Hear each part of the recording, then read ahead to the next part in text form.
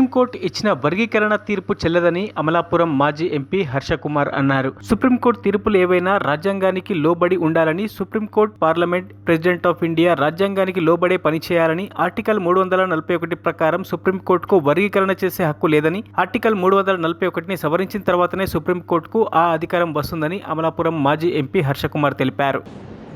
Supreme court అనుమతి లేకుండా, రాజ్యాంగం అనుమతి లేకుండా కొంతకాలం వర్గీకరణ రాష్ట్రంలో చేసి సుప్రీంకోర్టుతో బొట్టుకాయలు వేయించుకున్నాడు చంద్రబాబు. సుప్రీంకోర్టు రాజ్యాంగ ధర్మాసనం ఈ వర్గీకరణ చెల్లదని చెప్పి, దానికి ఒకవేళ చెల్లాలంటే ఏ విధంగా చెయ్యాలన్నది చెప్పడం జరిగింది. ఈ రోజున మను ధర్మానికి ఒక రాయబారిలాగా, మను ధర్మానికి ఒక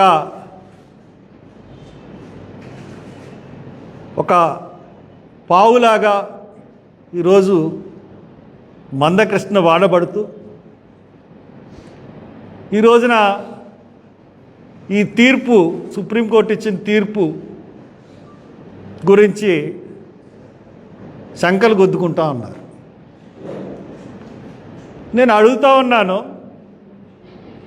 న్యాయస్థానాన్ని, సుప్రీంకోర్టు న్యాయస్థానం అన్నది రాజ్యాంగానికి లోబడి ఉండాలా,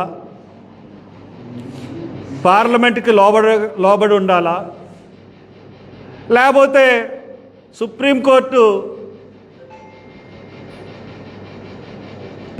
రాజ్యాంగానికి లోబడకుండా కూడా తీర్పు ఇవ్వచ్చా?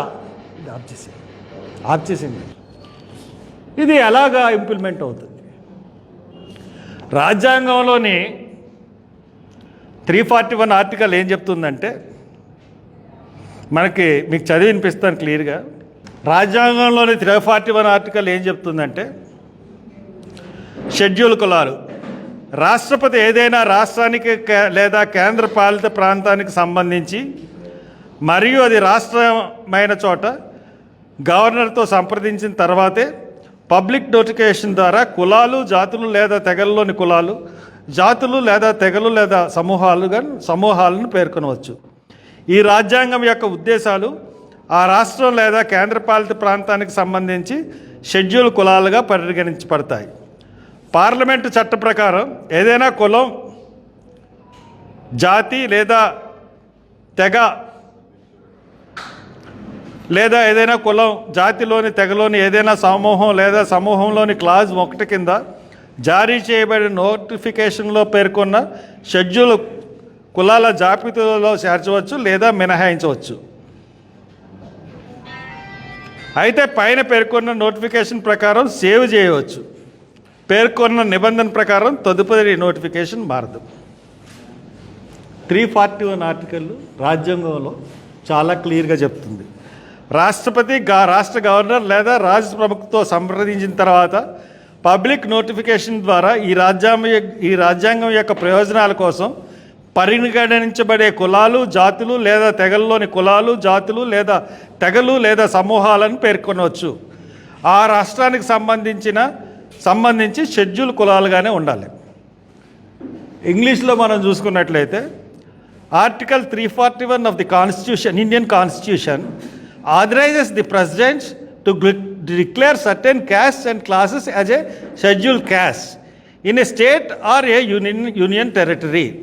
It also states that the parliament can include or exclude any caste or tribe from the list. Similar provisions are stated for the scheduled tribes in Article 352.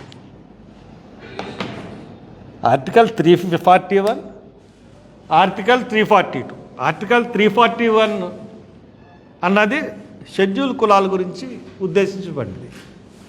దీంట్లో పార్లమెంటుకు కానీ, రాష్ట్రపతికి కానీ షెడ్యూల్ కులాల్లో ఏదన్నా కొత్తగా ఏర్పడినటువంటి తెగలను కానీ, జాతులను కానీ కలపవచ్చు, లేదన్నా ఎవరైనా డెవలప్ అయిపోయే కులాల్లో ఉన్న వాళ్ళని తీసేయచ్చు.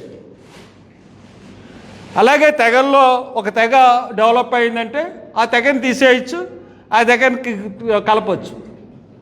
రాష్ట్రపతికి కానీ అంటే పార్లమెంటుకు కూడా వర్గీకరణ చేయడానికి ఎటువంటి అధికారం కూడా లేదు. అటువంటి పార్లమెంటరీకే అధికారం లేని సబ్జెక్ట్ని సుప్రీంకోర్టు తీర్పుని ఏ విధంగా జడ్జి చేసింది? పార్లమెంటుకే అధికారం లేదు, రాష్ట్రపతికి అధికారం లేదు, సుప్రీంకోర్టుకి అధికారం ఉంటుందా? సుప్రీంకోర్టు ఏ విధంగా పనిచేస్తుంది? భారత రాజ్యాంగం ప్రకారం పనిచేయాలి. సుప్రీంకోర్టు పార్లమెంటు చట్టాలను అనుసరించి పనిచేయాలి. ఒకవేళ సుప్రీంకోర్టులో ఈ తీర్పు ఇవ్వాలంటే 341 ఆర్టికల్ని అమెండ్ చేయాలి. 341 ఆర్టికల్ని అమెండ్ చేయాలంటే పార్లమెంట్లో 3/4 కాన్స్టిట్యూషనల్ అమెండ్మెంట్ జరగాలి. 3/4 మెజారిటీతో రాజ్యాంగ సవరణ జరగాలి. 341ని అమెండ్ చేయాలంటే 341 అమెండ్ చేసిన తర్వాతే సుప్రీంకోర్టుకి ఈ రకమైన తీర్పు ఇవ్వడానికి హక్కు వస్తుంది. కానీ సుప్రీంకోర్టు రాజ్యాంగానికి వ్యతిరేకంగా ఈ తీర్పు ఇచ్చింది. దీన్నే ఎట్టి పరిస్థితుల్లో మేము ఒప్పుకునే పరిస్థితి లేదు. షెడ్యూల్ తెగలు కానీ షెడ్యూల్ కులాలు కానీ. ఎందువల్లంటే ఇది మోడీ చంద్రబాబు నాయుడు ఆడిన ఒక కుట్ర, పెద్ద కుట్ర. ఎందుకు నేను చెప్తున్నానంటే ఇది కుట్ర అని చెప్పి, ఈ కుట్రలో వీళ్ళిద్దరూ భాగస్వామ్యం ఉందని ఎందుకు చెప్తున్నానంటే, అఫ్కోర్స్ మందకృష్ణ మాదిగ అన్నది ఒక పావు మాత్రమే. చంద్రబాబు నాయుడు మోడీ ఎందుకు చెప్తున్నానంటే, ఇక్కడ మాదిగులుకి వర్గీకరణ చేస్తానని మేనిఫెస్టోలో పెట్టాడు. ఆ రోజు వరకు నేను చంద్రబాబు నాయుడుకి సపోర్ట్ చేసి, ఎప్పుడైతే మేనిఫెస్టోలో ఈ సబ్జెక్ట్ పెట్టాడో నేను వచ్చిన వెంటనే మీరు బాగా గమనించాలి, నేనే వర్గీకరణ చేస్తాను. ఎన్నికల మేనిఫెస్టోలో ఏం పెట్టాడైనా, నేను అధికారంలోకి వస్తే నేనే వర్గీకరిస్తాను అని పెట్టాడు. మరిన్ని అప్డేట్స్ కోసం మా ఛానల్ని సబ్స్క్రైబ్ చేయండి.